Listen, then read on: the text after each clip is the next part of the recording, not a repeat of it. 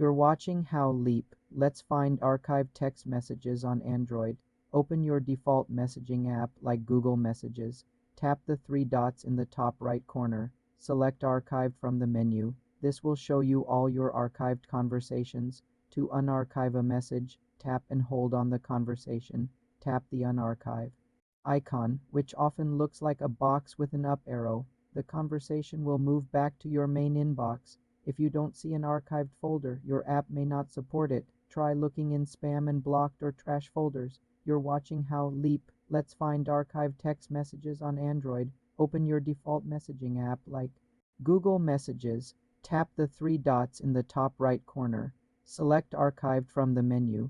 This will show you all your archived conversations. To unarchive a message, tap and hold on the conversation. Tap the unarchive icon, which often looks like a box with an up arrow. The conversation will move back to your main inbox. If you don't see an archived folder, your app may not support it. Try looking in spam and blocked or trash folders. You can also search for a contact name in the app search bar to find old messages. For more simple tech tutorials, subscribe to the channel.